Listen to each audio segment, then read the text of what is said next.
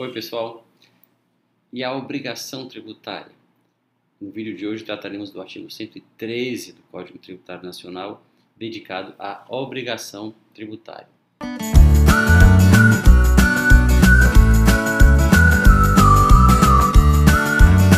De acordo com o artigo 113 do Código Tributário Nacional, a obrigação tributária ela é principal ou acessória.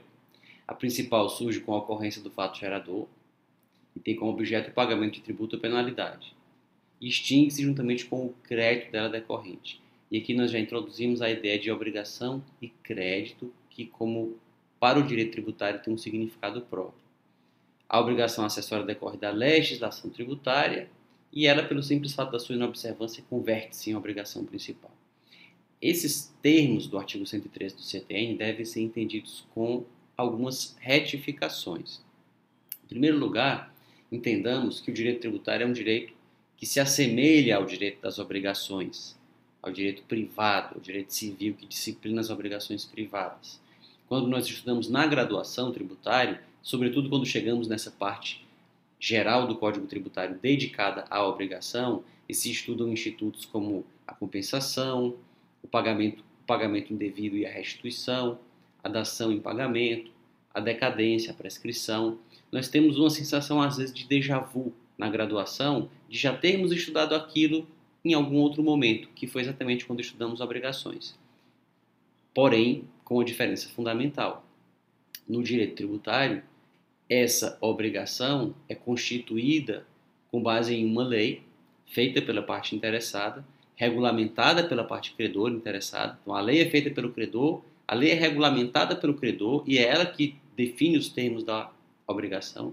É o credor quem aplica a lei, dispondo sobre a sua incidência, afirmando a sua incidência, afirmando o nascimento de uma obrigação dali decorrente. É o credor que define os termos dessa obrigação e é o credor também quem vai julgar depois os conflitos que decorrem dessa aplicação. Então, no direito tributário, o credor tem a tríplice função de elaborar a lei que disciplinará o nascimento da obrigação, regulamentá-la e aplicá-la e depois julgar os conflitos que surjam daí. Isso leva o contribuinte a uma situação de vulnerabilidade, se comparado com o devedor de outras obrigações, de outros ramos do direito, como é muito bem explicado pelo professor James Marins, num livro que tem esse título, Defesa e Vulnerabilidade do Contribuinte. E ele o faz amparado nas lições de um tributarista uruguaio chamado Ramon Valdez Costa.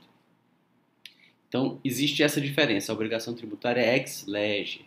Ela decorre da lei, não da vontade das partes. Lei que é feita pelo credor, aplicada pelo credor e depois os conflitos daí decorrentes julgados pelo credor.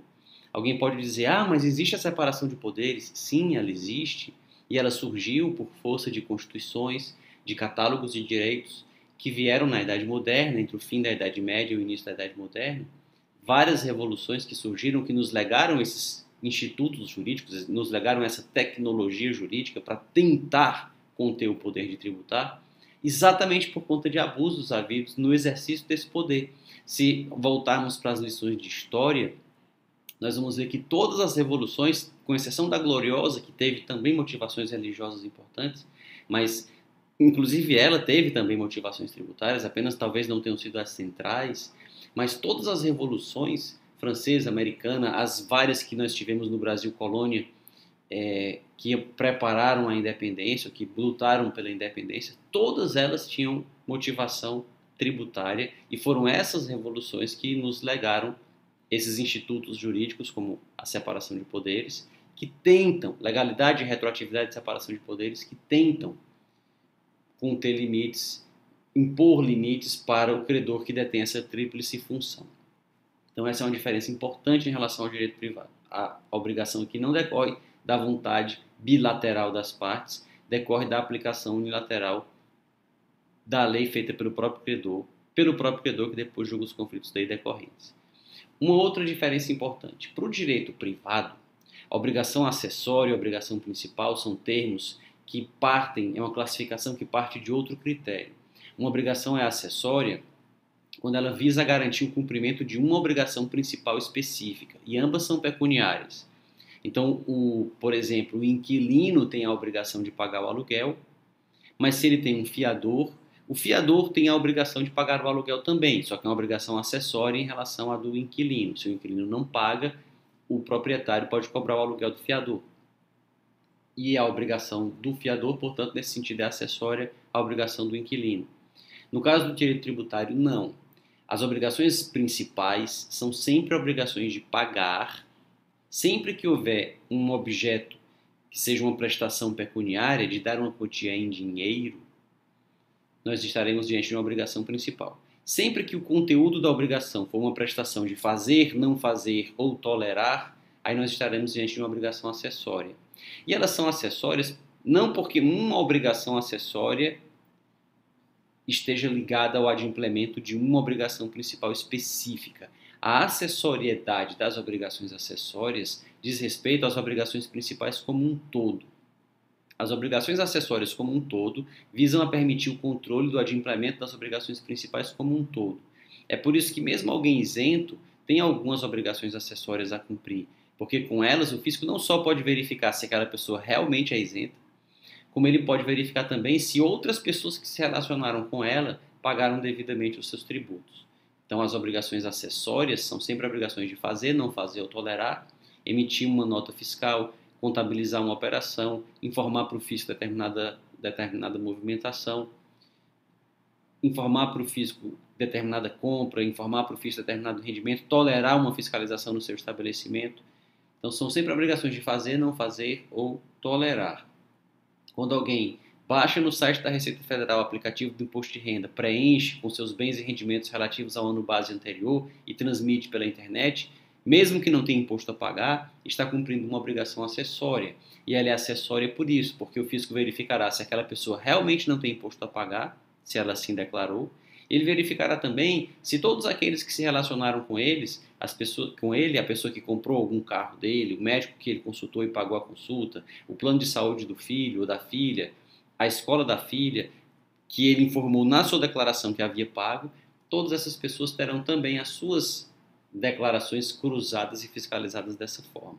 Daí se dizer que a acessoriedade das obrigações acessórias se relaciona às obrigações principais como um todo, e não a uma especificamente. Um outro ponto importante de explicar aqui. Quando o CTN diz que a obrigação principal surge com a ocorrência do fato gerador, parece que a acessória não tem fato gerador. Toda obrigação tem fato gerador. Todas as regras prevêem hipóteses que, se e quando acontecerem, tornam devida uma consequência.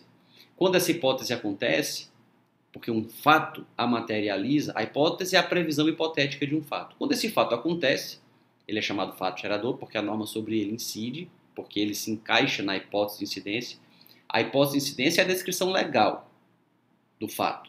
Quando o fato no mundo fenomênico acontece igual ou análogo ao que está descrito na hipótese, a norma incide sobre ele, e ele então gera. Por isso que o nome é hipótese de incidência, porque se aquela hipótese acontece, a norma incide sobre o fato que a realiza. E o fato é dito gerador por isso, porque quando ele acontece, ele gera, por força da incidência da norma sobre ele, a obrigação de se cumprir a consequência. Então toda obrigação tem seu fato gerador, inclusive as não jurídicas, as regras de um jogo. Qual é o fato gerador do pênalti? É uma falta dentro da área, cometida pelo time que está se defendendo naquela área. Então todas as obrigações, todas as consequências jurídicas impostas por normas jurídicas, elas decorrem de fatos, que são assim geradores do dever de cumprir essas consequências. Então quando o CTN fala a obrigação principal surge com a ocorrência do fato gerador, não quer dizer que as acessórias também não tenham seus fatos geradores, só que podem ser outros. E às vezes um mesmo fato gera a obrigação principal de pagar o tributo e a acessória de registrar, de declarar, de informar a ocorrência daquela operação. Então é importante fazer esse esclarecimento. E o outro é o de que a obrigação acessória ela não se converte numa obrigação principal quando ela é inobservada. O fato de não se cumprir uma obrigação acessória é fato gerador de uma obrigação principal, relativa à multa, mas uma não se converte na outra, porque a acessória continua sendo exigível. Se alguém não entrega a sua declaração de imposto de renda, por exemplo, ela não se converte, a obrigação de informar o rendimento não se converte na obrigação de pagar uma multa, não, porque continua havendo a obrigação de informar o rendimento, apesar da aplicação da multa. Então, o descumprimento da obrigação acessória é fato gerador de uma obrigação principal alusiva à penalidade, não há propriamente uma conversão. Mas aqui nós temos uma mera impropriedade terminológica do CTN. Nos próximos vídeos trataremos dos artigos que se seguem, que cuidam ainda de elementos da obrigação tributária. Mas, de antemão, é importante esclarecer, ainda por último, a diferença entre obrigação e crédito, porque o artigo 113 se refere no parágrafo 1º que a obrigação se extingue junto com o crédito dela decorrente. É outra diferença do direito tributário e do direito privado. Obrigação e crédito para o direito privado são os dois lados da mesma moeda, mas obrigação e crédito para o direito tributário, não. Para o direito privado, se eu estou do lado do devedor, eu digo que ele tem uma obrigação. Se eu estou do lado do credor, eu digo que ele tem um crédito. No direito tributário, não. A obrigação tributária surge com a ocorrência do fato gerador, a norma sobre ele incide e faz nascer a relação obrigacional, o vínculo entre o contribuinte e o fisco, que faz o contribuinte devedor e o fisco credor. Só que ainda não se sabe quanto é devido. É preciso ainda quantificar, dimensionar, reconhecer os contornos da obrigação.